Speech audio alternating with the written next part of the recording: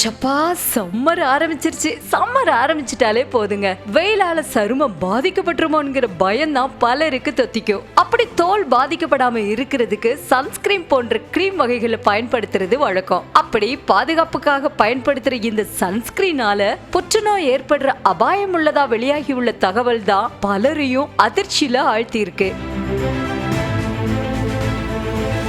சும்மா சுளீர்னு அடிக்கிற வெயில் உடம்புல பட்டு தோல் கருக்காம இருக்க பயன்படுத்துற பொருள் தான் சன்ஸ்கிரீன். இப்போ பல தோல் மருத்துவர்களாலையும் இந்த சன்ஸ்கிரீன் அவங்கவுங்க சருமத்துக்கு ஏத்த மாதிரி பரிந்துரைக்கப்படுது. ஒவ்வொரு 3 முதல் 4 மணி நேரத்துக்கு ஒரு முறை இதை அப்ளை பண்ணணும்னு மருத்துவர்களால சொல்லப்படுது.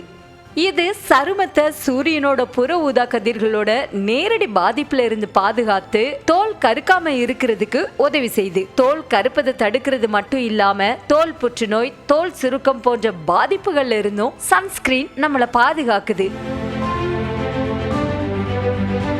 நம்ம இந்தியால தற்சமயம் சன்ஸ்கிரீன் பயன்பாடு தொடர் விளம்பரங்கள் காரணமா உயர்ந்து காணப்படுது. தரவுகள் படி 2023 இதோட சந்தை மதிப்பு $879 மில்லியன் இருந்த நிலையில 2030 ஆண்டு சன்ஸ்கிரீனோட சந்தை மதிப்பு $1256 மில்லியன் உயரும்னு கணக்கிடப்பட்டிருக்கு.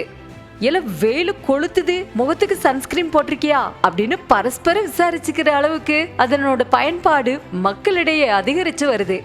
இந்த நிலையில தான் சன்ஸ்கிரீனால புற்றுநோய் வரும்னு வெளியான தகவல்கள் அதை யூஸ் பண்றவங்க மத்தியில ரொம்பவே அதிர்ச்சியை ஏற்படுத்தி இருக்கு. ஆக்சிபென்சோன் மற்றும் ஆவோபென்சோன் போன்ற ரசாயனம் கலக்கப்பட்ட சில சன்ஸ்கிரீன்களை தோல்ல பூசுறப்போ அது தோலால உறிஞ்சப்பட்டு புற்றுநோய், சிறுநீரகம் மற்றும் கல்லீரல் பாதிப்புகளை ஏற்படுத்த வாய்ப்பு இருப்பதா தகவல்கள் தெரிவிக்குது.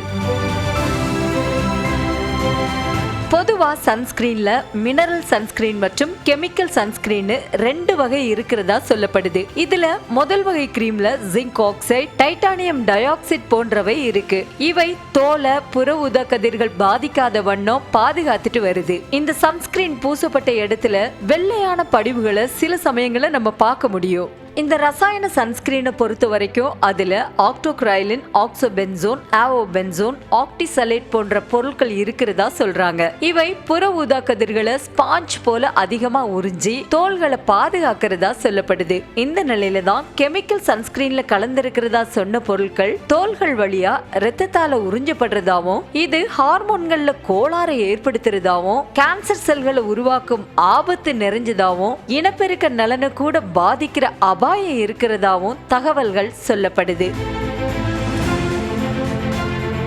இப்படி பயமுறுத்தக்கூடிய தகவல்கள் பல உலாவி வரும் நிலையில இதுக்கு சில தோல் மருத்துவர்கள் அதிரடியா மறுப்பு தெரிவிக்கிறாங்க. மேலும் சன்ஸ்கிரீனால இது போன்ற பாதிப்புகள்லாம் ஏற்படாதுன்னு அடிச்சு சொல்றாங்க. அதாவது சில சன்ஸ்கிரீன்ல உள்ள மூலப்பொருட்கள் தோல் மூலமா உறிஞ்சப்பட்டாலும் கூட அது புற்றுநோயையோ சிறுநீரக பாதிப்பையோ ஏற்படுத்துற அளவுக்கு ஆபத்து நிறைஞ்சதுன்னு எந்த ஆய்வுகளையும் நிரூபிக்கப்படலன்னு விளக்கம் அளிக்கப்படுது.